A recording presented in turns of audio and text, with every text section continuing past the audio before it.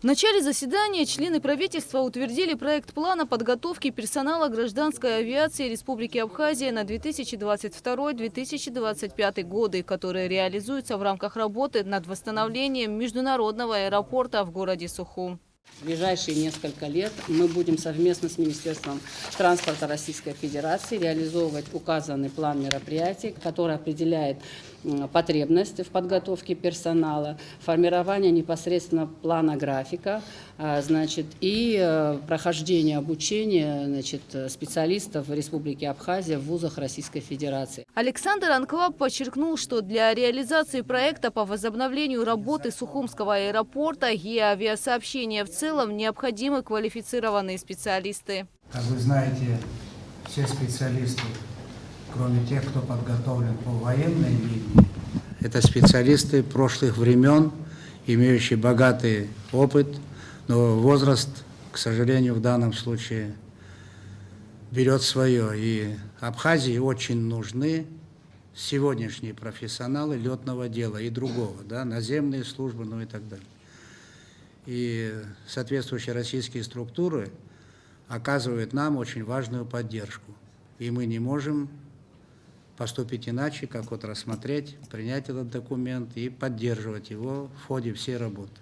С техническими специальностями в Абхазии у нас дела неважные. Реальный перекос гуманитариев.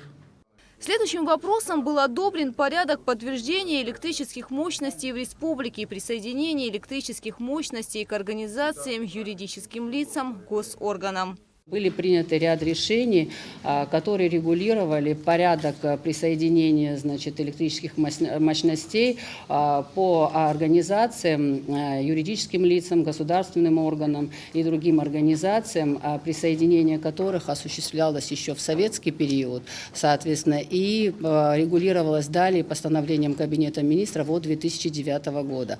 Впоследствии, в связи с тем, что данный процесс не получил должной реакции и работа не была проведена полноценно с точки зрения завершения всех необходимых процедур. В 2018 году было принято соответствующее постановление Кабинета министров со сроком действия до 1 января 2020 года.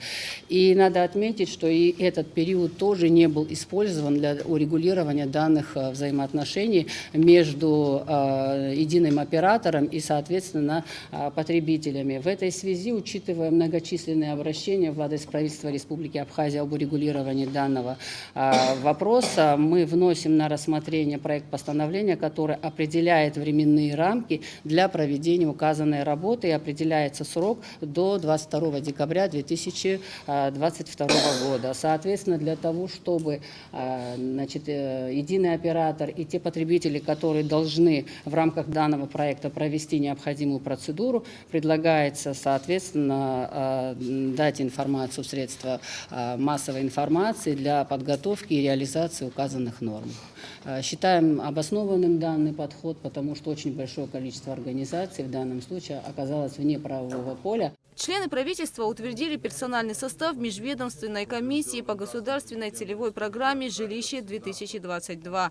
В состав комиссии, возглавляемой вице-премьером Сергеем Пустоваловым, вошли более 11 представителей законодательной и исполнительной ветвей власти.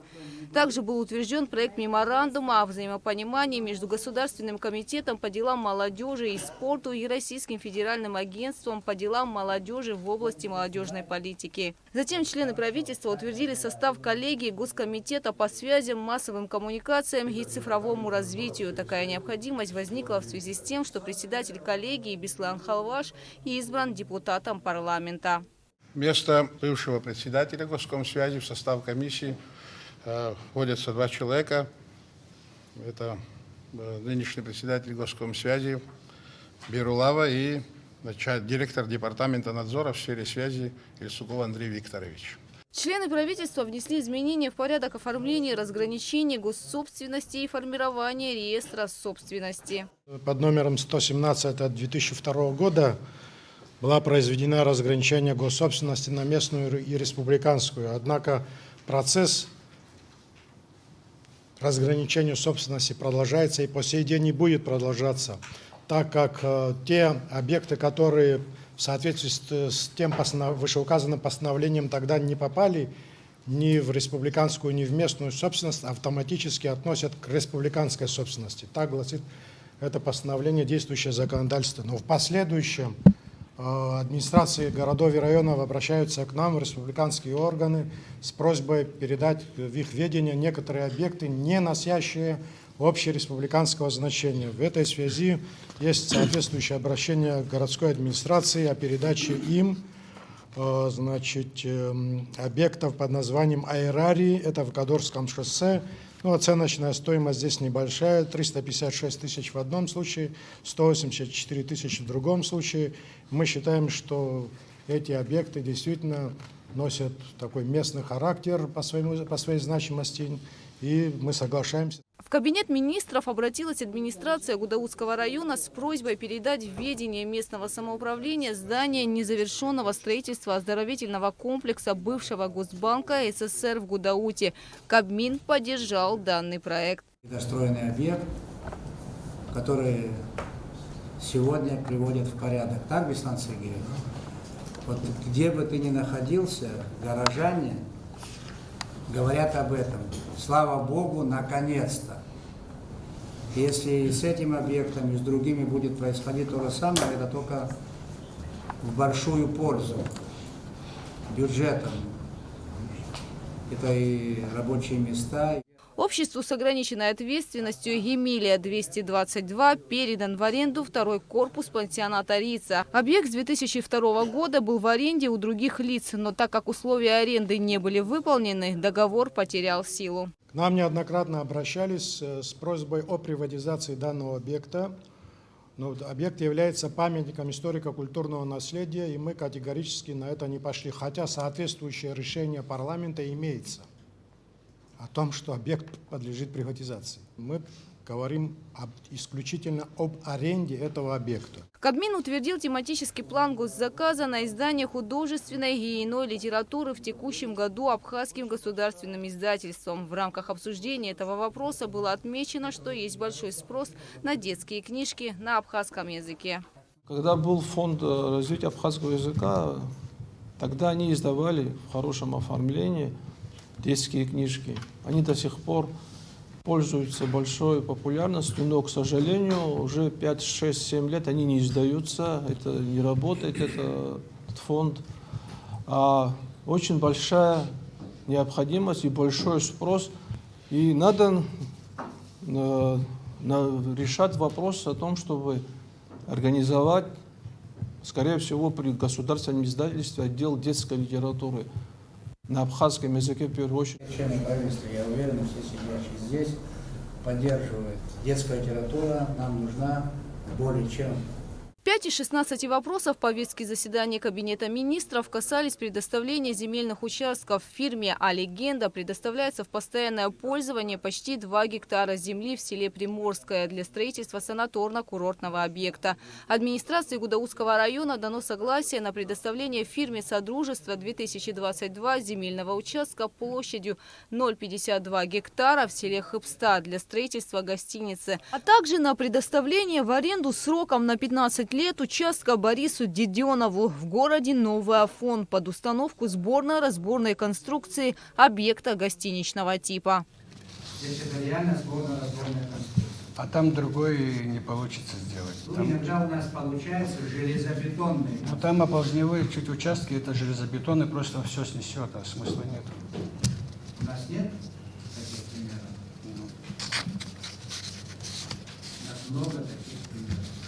Когда на бумаге сборно-разборная конструкция, в реальности железобетонная. Следите за этим. В завершении заседания премьер-министру Александру Анкваб доложили о том, как обстоят дела с Сухумским пантеоном. Министр культуры Даур Кови отметил, что на днях силами администрации Сухума проведена расчистка территории пантеона. Основательной работой этим занимался лично в свое время Леонид Иванович Кокербаев с руководством города того времени. И многое там было сделано, приведено в порядок. Но, как видно, снова это пришло запустение, и нашлись мерзавцы, я прошу прощения за такие выражения, которые позволили себе осквернить могилы, осквернить надгробия. Решение нами принято по поводу того, что это надо восстановить. Да? Конкретизируйте мнение, кому это, раз по сегодняшний день такое состояние, юридически оформить, закрепить. И, как мы видим, там нужна охрана уже. Коли у нас в обществе есть люди, которые могут себе позволить подобное. По вашему поручению я приглашал наших художников. Мы говорили, уже дали поручение о том, чтобы отлить, уже восстановить эти надгробия, как они были в первоначальном виде. Но, конечно же, там нужно в обязательном порядке устанавливать, там нужно будет круглосуточную охрану ставить. Вот. По периметру забор, который стоял, к большому сожалению, его нет. А куда он делся? Я не знаю, его, видимо, разобрали. Капитальный забор тогда был нами сделан. Его Борис нет. Михайлович, так? Совершенно верно. Там есть только ворота, которые настежь открыты, и все. По всему периметру ворот просто нет. Ну, забора нет. Премьер-министр поручил контролировать ситуацию на объекте и через месяц или два доложить о проделанной работе. Гугут Савардани, Алексей Гухава, Абхазское телевидение.